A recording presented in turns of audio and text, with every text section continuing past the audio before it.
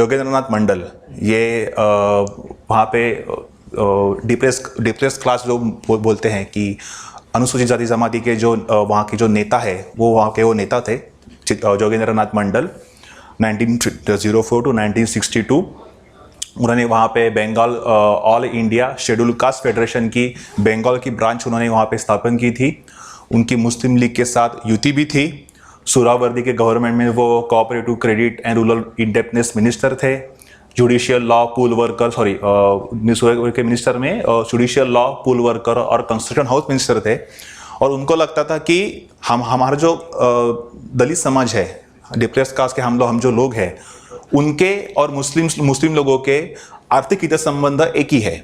हम दोनों ही educationally backward है, इसलिए हमें पाकिस्तान के साथ अलायंस करनी चाहिए। और इसलिए वो पाकिस्तान में चले गए। बिफोर इंडिपेंडेंस उनकी आम्बेडकर के साथ उनकी जान पहचान हो गई और आम्बेडकर जी को मुंबई से उनको इलेक्शन में खड़ा होना था, पर कांग्रेस ने वहाँ पे उनको ऐसी फील्डिंग सेट की थी कि वहाँ पे वो खड़े नहीं रह सकते। इसलिए जोगेंद्रनाथ मंडल जी ने खुद बंगाल में से वो 2 जगह पे खड़े होने वाले थे, आई थिंक जयसोर और आई थिंक खुलना, हाँ जयसोर एंड खुलना।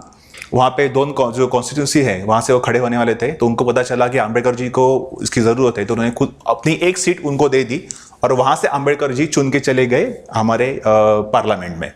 आफ्टर पार्टीशन वो पाकिस्तान में चले गए और वहाँ के वो judicial law and labour minister थे। ये बहुत बड़ी पोस्ट है। पर आगे क्या हुआ, उनको सब पूरा पोस्ट मिल गई, मिनिस्टरशिप मिल गई। उसके बाद में उनको पता चला कि ये जो मुस्लिम और दलित युति है उसमें कुछ दम नहीं है। इसमें he soon realized the futilities in the Dalit Muslim alliance.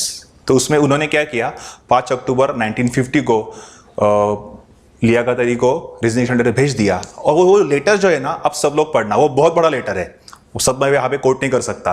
आप नेट पे गूगल पे जाइए, सिर्फ वहाँ पे डाल दीजिए जोगेंद्रनाथ मंडल रेजिग्नेशन लेटर।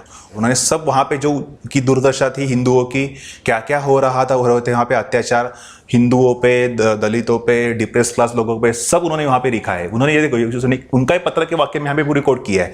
ये सब मैंने लिखा है, ये मैं कहीं कॉपी पेस्ट नहीं किया है। मेरी एक पुस्तक है जो मैंने मराठी में लिखी थी, बाद में अंग्रेजी में ट्रांसलेट हो गए।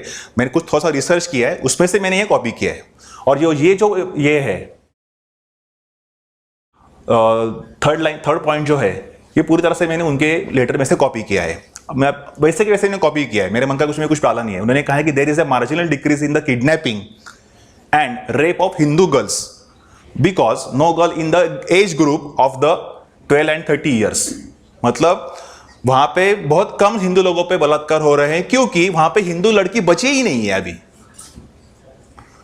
और ऐसे मैंने देखा है कि उन्होंने जो रूरल एरिया में भी मुस्लिम वहां भी लिखा है, उन्होंने लिखा है, मैंने लिखा नहीं है। मुस्लिम गुन्स have not spared the girls from a depressed class living in rural class families, and I have not got information about the several incidences of the rape of the girls from the scheduled caste।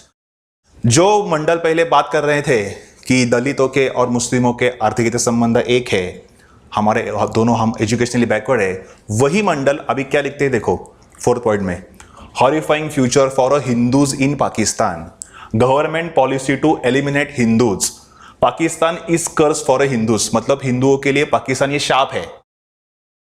यहां पे कहीं पे भी उन्होंने ऐसा उल्लेख नहीं किया कि शेड्यूल कास्ट के लिए, डिप्रेस क्लास लोगों के लिए, दलित लोगों के लिए। उन्होंने कहा है हिंदुओं के में सब। मतलब उनको पता चला कि जब वहां पे जाने के बाद वो दलित और हिंदुओं को अलग अलग नहीं करते, वो सब लोगों को, दलित हो, बुद्धिस्ट हो, या जो वैदिक हिंदू बोलते हैं हमें उनको, जैन हो, सिख हो, कोई भी हो, उन सभी को उन लोग हिंदू ऐसे कंसिडर करते हैं और उनकी सभी की दशा एक ही होती है, ऐसे उनके लेटर में उनको कहना है।